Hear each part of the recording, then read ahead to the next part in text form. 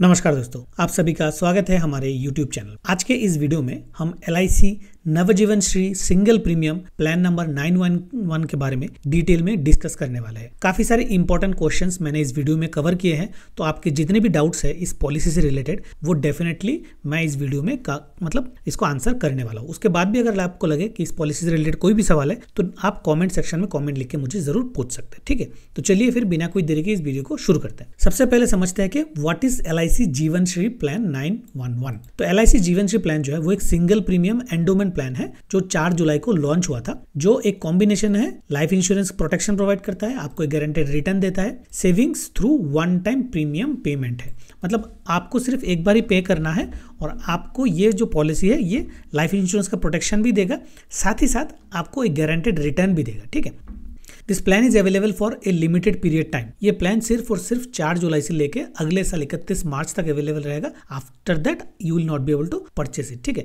Next हम समझने की कोशिश करते हैं कि how is the premium paid in this plan. मतलब आप प्रीमियम कैसे पे करोगे। ये जो पॉलिसी है ये एक सिंगल प्रीमियम प्लान है। इसका मतलब है कि आपको सिर्फ एक बार ही प्रीमियम पे करना है। मतलब जब आप पॉलिसी को परचेस करोगे आपको वन टाइम एक लमसम अमाउंट पे कर देना है और ये पॉलिसी अप्लाई हो जाएगा जितने भी साल के लिए है। ठीक है ना, you can not pay monthly, quarterly, yearly premiums. You want to installment based, then you need to consider LIC plan 912। तो अगर आपको मतलब वन टाइम पे नहीं करना है तो LIC ने सिमिलर प्लान दूसरा लॉन्च किया है जो है LIC Navjeevan Shri plan number 912, जिसके बारे में हम नेक्स्ट वीडियो में डिस्कस करेंगे। ठीक है, नेक्स्ट क्वेश्चन है what are the policy term options. आप कितने टाइम के लिए आप पॉलिसी को ले सकते हो। तो मिनिमम जो है वो 5 साल के लिए है और मैक्सिमम है 20 ईयर्स, मतलब 20 साल के लिए।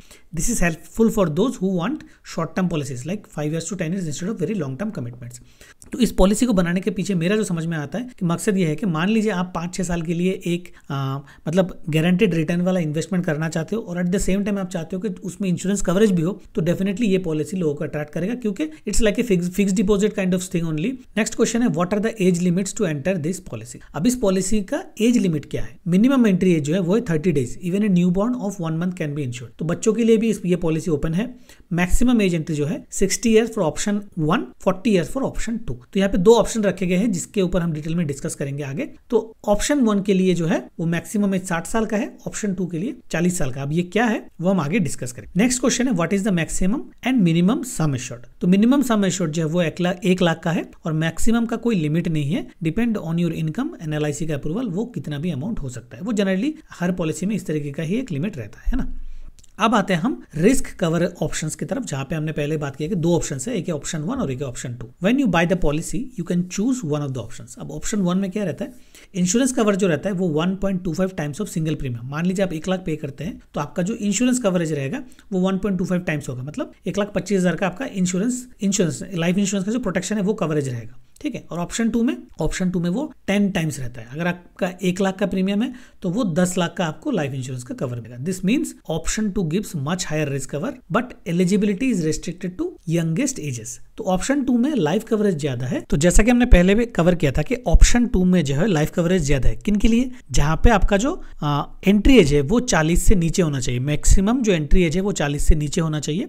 और ऑप्शन 1 जो है वो है जहां पे आपका एंट्री एज जो है 60 से नीचे होना चाहिए और उसके हिसाब से आपका मैच्योरिटी एज भी मतलब तय होता है। मान लीजिए आपने 40 के नीचे एंट्री किया तो आपका मैच्योरिटी एज जो मैक्सिमम है वो 60 साल का हो सकता है, और अगर आपने 60 साल में एंट्री किया तो वो आपका जा सकता है मैक्सिमम कितना, 75 साल तक जा सकता है। ठीक है, और यहाँ पे एक और स्लैब दिया गया है 65 ईयर्स तक जा सकता है, जो है अगर आपने ये पॉलिसी थ्रू POSP मतलब LIC का जो कुछ मतलब स्पेशल प्रोमोशनल या फिर पॉइंट ऑफ सेल कॉन्टैक्ट इस तरीके का जो स्पेशल परचेस या स्कीम्स के तहत होता है वहां के थ्रू अगर आप परचेस करते हो तो ये पॉलिसी आप 65 ईयर्स तक कंटिन्यू कर सकते हैं। नेक्स्ट आती है important part of this video, what is the guaranteed addition. अब ये जो पार्ट है ये सबको अट्रैक्ट करने वाला है क्योंकि ये इंश्योरेंस पॉलिसी जो है वो गारंटेड एडिशन की वजह से अट्रैक्टिव। क्या है वो गारंटेड एडिशन। इस पॉलिसी में बोला गया है कि हर 1000 रुपए का सम एश्योर्ड के लिए आपको 85 रुपीज मिलेगा। ठीक है ना, इसका मतलब है अगर आपका सम एश्योर्ड 1 लाख रुपए है तो गारंटेड एडिशन हो जाएगा 8,500 रुपए पर ईयर, और 20 साल का है तो ये आप इसको 20 से मल्टीप्लाई कर सकते हो। मगर ये जो अमाउंट है या फिर गारंटेड सम एश्योर्ड है ये फिक्स्ड है, 85 रुपीज पर 1000 फिक्स्ड है। ऐसा नहीं कि इन्फ्लेशन के साथ वो एडजस्टेड है, आगे जाके बढ़ेगा, ऐसा कुछ नहीं है। आपको हर साल इतना ही मिलेगा। अगर आपने 20 साल के लिए पॉलिसी किया है तो 20 साल बाद जो है वो गारंटेड एडिशन जो गारंटेड एडिशन है वो होगा 1,70,000 रुपए। ठीक है, नेक्स्ट आते हैं हम, how is the maturity benefit calculated. अब मैच्योरिटी बेनिफिट कैसे कैलकुलेट करेंगे इसका, तो मान लीजिए आपने 20 साल का पॉलिसी लिया है, तो मैच्योरिटी बेनिफिट सिंपल है, बेसिक जितने का सम एश्योर्ड है प्लस जितना गारंटेड एडिशन आपका कैलकुलेट करके आएगा। अगर आपका सम एश्योर्ड 1 लाख का है तो हर साल 8,500 रुपए के हिसाब से 20 साल में 1,70,000 आता है, तो 20 साल बाद अगर आप जिंदा रहे तो आपको 2,70,000 रुपए मिल जाएगा। तो सिंपल सा कैलकुलेशन है। अब आते हैं इंश्योरेंस वाले सेक्शन का important question, what happens if the policy holder dies. अब जैसे कि ये एक इंश्योरेंस प्रोडक्ट भी है, तो इन केस आपका डेथ हो जाता है तो आपका जो नॉमिनी है, आपका जो फैमिली मेंबर है, तो उनको क्या मिलेगा, तो ये यहाँ पे समझ ले। तो इस पॉलिसी का जो डेथ बेनिफिट है वो है sum assured of death plus accrued guaranteed addition. ठीक है ना, तो अभी ये जो दो ऑप्शन है उसके हिसाब से यहाँ पे कैलकुलेट होगा।